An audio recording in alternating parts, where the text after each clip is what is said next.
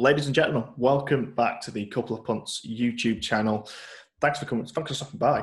First and foremost, it's Tuesday morning. It's not the usual time. You'd be dropping down a YouTube video, but there was quite a big game yet last night. Monday night, it was the college football playoff national championship game between Alabama and Ohio State. And we thought, why not drop on it for 15 minutes and give our take on what was the biggest game in college football. I'm Ross Williams.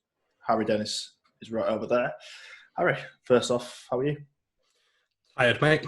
Tired, but it was all worth it because, as I said yesterday, it was an incredible game. And they always are in some capacity of the college football kind of championships because it's crowding a champion out of 126 teams, or probably a bit more now, but yeah. Tired, but it was worth it. Well, 4 teams, because they were never going to put anyone else in, were they? But again, an argument for another day. We always bring up the NCAA argument, and we will have it one day. But yeah, regardless of what you think about the playoff, it did come down to these 2 teams, and there was no real arguments ultimately between Alabama and Ohio State, especially after the semi-finals, where Ohio State got the win over Clemson. Alabama blew out Notre Dame. And yeah, this was the game. Alabama, Ohio State in Miami, Hard Rock Stadium. And it was a good game, as you say. Wasn't close, though. It really wasn't close. Alabama, as you can see below, got the result 52 points to 24. Blew out the Buckeyes, ultimately. It was a blowout. Doubled their score. How impressive were Alabama last night? They were every bit as impressive as advertised. I haven't really watched many Alabama games this year because it's Alabama. Don't like them. They're like the Patriots kind of thing. So I knew they were good. Didn't know they were this good. This is a new Bama team because Nick Saban's always been good at defense, and the defense has always carried the Bama teams to their national championship wins. This offense might be one of the best offenses in college football we've ever seen, and that's big considering the college football offense we saw that won the national championship last year. Yeah, I think they've probably surpassed them. It's been a weird year, obviously, due to COVID and things like that, but they've still managed to put 13 games on the board. They've still managed to do a full season, essentially. Obviously, Ohio State only played the 8 games.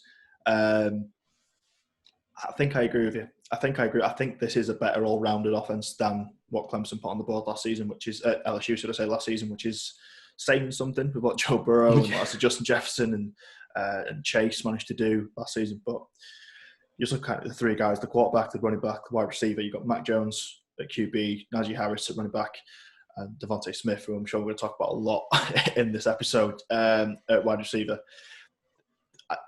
There's never really been a better trio, I don't think, at one time. I really don't think that. I knew a little bit about Harris going into this year. We knew quite a bit about DeVonta Smith, and this is the guy who's caught a pass to win a national championship game a couple of years back. Mac Jones is the kind of guy who's just kind of come through the net this season. Obviously, it was Tua Tagovailoa at Alabama last season. He's the starter this year, Mac Jones, and he was voted the best quarterback in the nation, and he proved it yet again on Monday night, didn't he? How good was Mac Jones? 36 for 45, easy for me to say. 464 yards, 5 touchdowns, no interceptions. That's about as good as it gets in a national championship game, isn't it? Mac Jones is incredible. Just brought up LSU. It's the story that kind of parallels Joe Burrow, this kid who almost comes out of nowhere and takes the college football world by storm. And to be honest, if it wasn't for his teammate, there's a good chance he wins the Heisman, which just, shows how good he is because DeVonta Smith is incredible as well. It's amazing to me how, considering he's only kind of really a 1.5 year starter, just how accurate Mac Jones is. Everything seems to be on the money every time. And that'll really doing good going forward because that's the one knock on a lot of college QBs are not accurate. If he's already got this amount of accuracy in his final college game, that's going to translate really well. Yeah, I think going into the game, I'm not sure what the final stat ended up, but I think going into the game, his accuracy was 77% on the season. Incredible. Which is a college football record, I believe, for the amount of passes thrown. As I say, he went 36 for 45, so I don't know the final stat, but it'll be around that ballpark, if not even more. Incredible. And as you say, in terms of his draft stock, that's what teams want. They want efficiency. They want guys who can throw 500 yards and 5 touchdowns, but they want guys who are not going to throw interceptions, and they want guys who are going to move the chains, get first downs, and that's what Mac Jones does. And granted, it does help that he's got number 6. DeVonta Smith, I mean, I've certainly never seen a better wide receiver at college level. We've seen guys obviously come through college and they do it at the next level in the NFL. The guys Julio Jones, Antonio Brown, we talk about the top level guys, but in terms of what they've actually done at college, this is next level. what he's done. He put up 12 carries, 215 yards, 3 touchdowns, and he basically didn't play half a game. God knows what he could have done if he'd have stayed in the game, if he'd not had that knock. I mean, he was the Heisman winner. There was reservations a little bit, I guess, just because he was a receiver, and it's not happened since 1991. But, I mean, if there was any doubters, they just got absolutely silenced last night. DeVonta Smith is an absolute animal. And a note to Ohio State, you probably should have been double covering him and definitely not leaving him on linebackers, because Paul Bortland on that touchdown got absolutely destroyed, didn't he? Yeah, that was a real mismatch. You see it a lot in the NFL, and you just can't understand why you kind of leave that linebacker in the middle deep zone. And he just gets burned by DeVonta Smith because he's so quick. He's so it's a straight line speed, but he's so good with the ball. You saw Alabama trying to get him getting the ball in his hands whenever they could, with a lot of kind of bubble screens, a lot of short passes and he just takes off after the catch. He's incredible. And he's done it in 2 national championships, as he said. This is his 2nd national championship victory. He scored one of the touchdowns to win 2 years ago, and now he's put up this performance in his final game in college. It's incredible, and he's going to be the highest receiver taken for a good couple of years. Yeah, I think so. Because obviously you've got Chase in there as well, who from LSU who's going to, I think going into the season certainly was probably regarded as the top man. Yeah. And even midway through the season, maybe so. But I think, I don't know, a performance like this in a national championship game is probably going to tip you over the edge, I think. And even Miami as high as number 3 are going to be seriously considering it. Obviously, we're going to put a draft angle on this video. Miami, he did it in Hard Rock last night. I mean, he likes the ground, clearly. To link up with Tua again, it was Tua to Smith that won that national championship 2 years ago. It must be a very interesting proposition for the Miami Dolphins, at the very least, to bring Smith in. If they don't buy on the Deshaun Watson stuff, or they're out on 2 and they want to go quarterback, if they're not going to go quarterback, Smith looks like the pick at 3, doesn't he? Definitely. He does. He's, like you said, you pick him and you get him the ball whenever you can, because he will make special things happen. He's so good after the catch, so good. He takes a play that looks like it should potentially go for negative yards and turns it into a 15, 20-yard game. He's the epitome of just get the ball to him and watch him work. Yeah, absolutely. Obviously, a lot's going to be made about the coaching in this game, mainly because Nick Saban hits his 7th national championship, which is an all-time record. He was on 6 with Paul Bryant going into this game.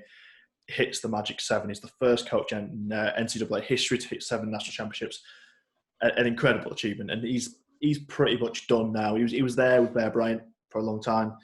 He's now, it's kind of a juxtaposition between this and kind of Lombardi and Belichick, I guess, where that was always the argument. Belichick probably went above Lombardi in the last couple of years, and now Nick Saban's probably gone above Bear Bryant as the greatest college coach of all time. Obviously, one was with LSU as well. He's done it for 2 organizations, which is incredible. So all the limelight is on Saban, which is fair enough. But Steve Sarkisian, in his final game as offensive coordinator at Alabama, this was a masterclass. And he is as much as great as Smith is, he has a lot to do with how great he is, because some of the play designs he draws up, you've never really even seen it in college football. You've never seen it in football, full stop, frankly, because you won't get a lot of this stuff in the NFL.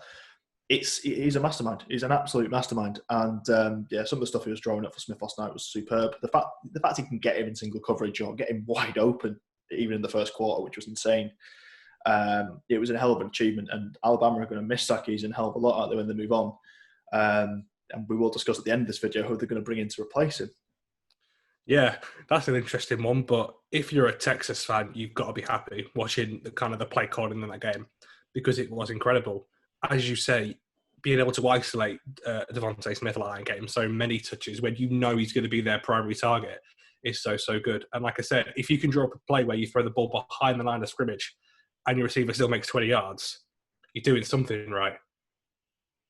He called a perfect game. You can't call the game any better. You got 52 points in a national championship. What more do you want? Yeah, absolutely.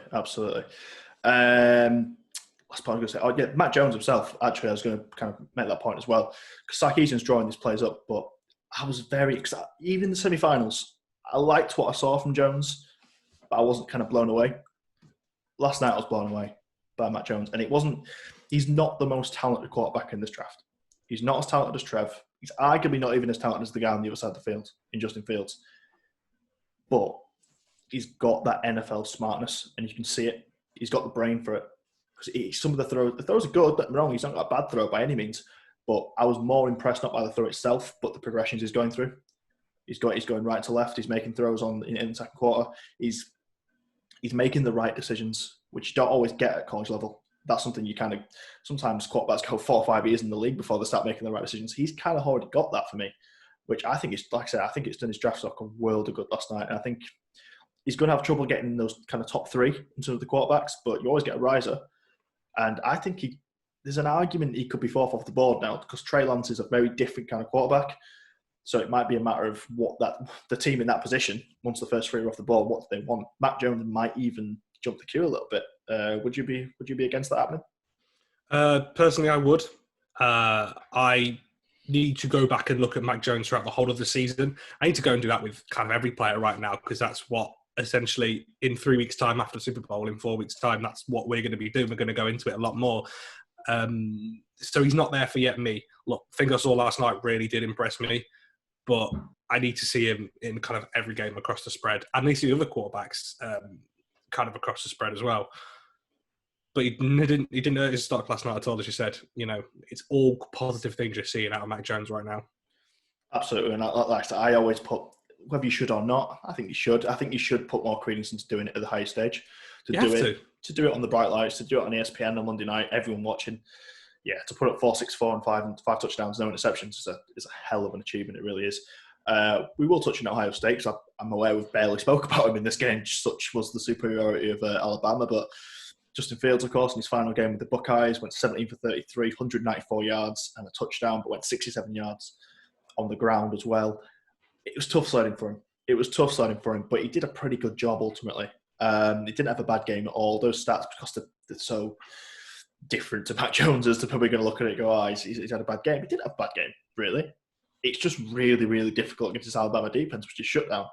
And the fact he managed to put 24 points up at all wasn't a bad achievement, really, especially when you consider Trey Sermon, who's the guy who's kind of, don't want to say carried them, but he's done a lot of the workload in the last 2 weeks. He drops out on the first drive. From that point, you're worried about the game. The fact that Trey Sermon's gone for 2 yards, he had 300 yards a few weeks ago. It's a big, big hole. And Master Teague did a good job filling in, but he's more of a... they use the word barreling a lot on commentary. I think I was quite apt for the kind of running back he is. He found some holes, scored 2 touchdowns, fair enough, but they lacked that spark, didn't they, on offense? And I think all things considered, Ohio State didn't do too badly under the circumstances. Would you agree? Justin Fields had a good game despite what his stats might say, and obviously despite the scoreline. It's obviously incredibly hard to utilise your offense, and really, you know, your game plan goes out the window when your star running back goes out on the first carry of the game, his first carry of the game. So, you know, that goes out the window, and it's really hard to kind of adjust to that, especially against Alabama. It's also especially hard to play against Alabama when your defense can't stop them at all. So it forces you to be more aggressive. It forces you to throw the game plan out the window. You have to quite score points quickly. And Alabama will happily play that game with you because they can outscore anyone with this offense. So it was tough sledding for Justin Fields, but he himself had some really good throws.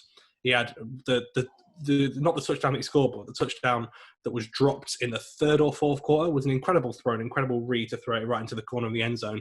And his receiver really should have done him justice by catching it instead of bobbling it. But yeah, it's really hard because you think Justin Fields had a terrible game, but he didn't. He played all right. It's just they ran into this Alabama team, which we thought would happen. Yeah, we did. We did consider that. And that's why they were an 8.5, kind of 9-point favourite going into the game. Of course, the question now is kind of got to look forward. I mean, Alabama always thereabouts. What kind of team are they going to be next year? Of course, Mac Jones is going to move on. He's going to pick first round, we imagine. DeVonta Smith, top 10, if not top 5, probably in the draft. These guys moving on. Najee Harris, I think, will probably get picked up. Maybe not a first rounder, but obviously he's such another talent off that kind of conveyor belt of Alabama running back talent. Eddie Lacy's, Derrick Henry's, Ingram. They just keep coming, and Najee Harris is the next one. Just shows how good that offensive line is, by the way, as well, which we should bring up. Brian Robinson comes in at running back for a lot of snaps. He goes 6.9 yards per carry himself, and just shows how easy it is to run behind the Alabama line. It's really quite something. There's another first-round talent on that line as well this year in It's Leatherwood, isn't it? Yeah. He's probably going to get picked up first round. This first round's hard to cross that line, which we're going to see in the next few years. Jalen Waddle is one I wanted to bring up. They brought him in. He's another guy who's probably going to get picked top 20. You'd imagine, one of these great receivers, again from Alabama, but also been injured for most of the season. He comes in and he makes a catch in the first quarter and he literally limps off. He can't walk. He ended up with 3 catches in the game. Why was he in? What? Look, he's about to get paid. He's about to go to the pros. No matter what he did in this game, he's going to get picked in the first round. You take that. The fact there's 2 receivers from the same school going to the first round is incredible in itself. Why on earth was he out there making 3 catches in this game? I have no idea. It came out, it kind of came out before the game that him and his family had met with kind of Saban and the Alabama coaching staff to discuss what they were going to do in this game. Don't know what went on in that, but obviously they played. And as you say, the only thing he did was potentially hurt his own draft stock because he could have got injured again. And, seeing him limp off was not really a good look. The NFL world agreed because they were all kind of willing Alabama and willing Saban to take him out because he could only hurt himself there. Going into the season, he was the one to watch out of Alabama. DeVonta Smith was still rated well, but everyone was excited to see what Jalen Waddle did. People are still going to be excited to see what Jalen Waddle could do at the next level, regardless of if he plays a single snap in this game. It was risky. It looks like it's not hurt him, fortunately, because apart from limping off, he seems fine and he managed to play right until the fourth quarter. But yeah, we don't really want to see that. Yeah, we want to see more common sense. Just more. I know it's a national championship game. I know he wants to play in the game. I get that, but just have some common sense. He's still a young kid. He's probably a little bit naive in there. Let's be honest. And a national championship game is one thing, and it's great. But how about making your first NFL start in September? You jeopardise that, and I don't like to see that at all. Final point then, before we get out of here, we do have to touch on the breaking news, which happened in the first quarter, basically, last night's game. Obviously, we touched on Steve Sarkisian earlier on. He's going to move on to Texas, which leaves a hole at offensive coordinator. It would appear that the offensive coordinator at Alabama next year is one Bill O'Brien. Returning to college, obviously had a good college career, ultimately as a coach at Penn State and such. What do you make of that? I mean, obviously it's going to be a very different offense next season. As I say, Jones out, Harris out, Smith out, Waddle out, most likely. But as ever, the next crop's going to come up. How do you rate their chances of Bill O'Brien calling their plays next year? I mean, as much as, we laugh and don't particularly like Bill O'Brien, he's going to Alabama, so he's probably going to do quite well. But it is kind of a real shock because I didn't really see him at Penn State, but certainly at Houston for the final couple of years, his play calling was getting called into question a lot. Yeah. Which obviously that's going to be his kind of number one priority down at Alabama because he's not only going to Alabama as defensive coordinator, he's going in with the defensive head coach. So the offense is essentially his sole responsibility. So it is a weird one, but he's going to Alabama. He's going to have 5-star recruits across the board. He's going to do well. And if he doesn't do well, he's going to be out because Saban's not going to take no shit. Yeah, you can't go far wrong. No. That's the one thing. I mean, if you do fail as the defensive coordinator at Alabama, then, I mean, you're never getting a job again. I don't think you should because it's the perfect scenario, isn't it? Yeah. It's interesting to see him taking such a step back. I must say he's going from a role where he was head coach and general manager of an NFL franchise with Deshaun Watson and JJ Watt and all this, all the responsibility that comes to go from that to offensive coordinator of a college team, albeit Alabama, the biggest one. It is a big step down career-wise in terms of responsibility more than stature, I guess. It is interesting. It'll be interesting to see if he can kind of use it as a reset. This could be what he needs. He could use this as a reset. He clearly was putting too much on his play calling and also, working out which guys are going to be on the roster next week. It was a lot. It's too much for one guy to take on, really, the general manager, head coach role. To kind of get rid of that kind of organisational stuff and focus just on the X's and O's every week might be what he needs at this stage of his career, his coaching career. But it'd be very interesting to keep an eye on that. We're not the biggest Bill O'Brien fans, but ultimately his play calling was questionable, but it was mainly because of his GM stuff. If we're honest, it was the trades, it was the weird decisions, it was the confrontations of JJ Watt, things like that. Yeah, this might be the reset his career needs, so it will be a very, very interesting one to keep tabs on next season. That's all from me. I think. Have you got any further points on the college football championship game last night?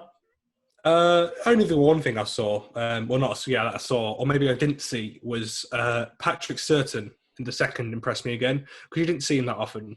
Justin Fields didn't even look his way. And the Christian Barmore. Yeah, the defensive end, yeah. An animal. Did you see how big he looked on the sideline? He's another guy who's going to go at least top 25, I think. I think probably somewhere in the 10 to 20 bracket, I reckon. He could definitely land 100%. Tennessee could do a big job with him, who can't get to the passer. I'd like that a lot. Yeah, they were just the two guys that I saw on defense. I knew about Patrick Surtain because you don't see him on the pit. You don't see him. You only see him when the commentators say Patrick Surtain hasn't been really targeted that much. And then Christian Barmore just leaps off your screen. I mean, he did get the sack, but you just look at him and he's got NFL size. And by his play, he's got NFL talent as well. Yeah, I mean, we discussed, if you exclude Harris, Jones, Smith, Waddle, Surtain, I mean, there's so many. There's so many that are going to be first-round talents just coming out of this game. Obviously, you've got Fields on the other side. There's a bunch of Ohio State guys who could crack it, Barmore as well. We've probably looked at 7 or 8 first-round talents last night. So if you haven't watched the game, by the way, and you've just jumped into this review because you've not had a chance to watch it, do watch the game.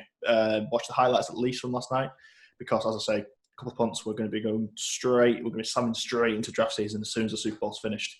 So we're going to be talking all about this stuff. So if you want to get that basis, this is the perfect place to start, really. You can kind of work backwards, ultimately. And when you're watching tape, start from the college football playoff, work your way backwards on key players that kind of stand out to you. But as I say, probably 7 or 8 guys we're going to be talking about throughout the spring, really. We're on show last night. And to be honest, the majority of them give a pretty good account of themselves. Bar Waddle, but not really his fault. Yeah. Right then. Is that about it? I think that's about it. Thank you very much for watching. We've enjoyed having this little wrap up. If you want to see more of this, just little kind of short stuff, we're wrapping up key events. We could do some of these for the playoffs potentially, even now in the NFL, or if you just wanted some like breaking news stories like we did last night with Doug Peterson being out of the Eagles, just let us know what you want. This YouTube channel is yours as much as it is ours, and we want to build it to what you want ultimately. Thank you very much. Please like the video, subscribe, give us a comment, all that good stuff, and follow us on Twitter at Couple of Punts. We'll see you next time. See you later, guys.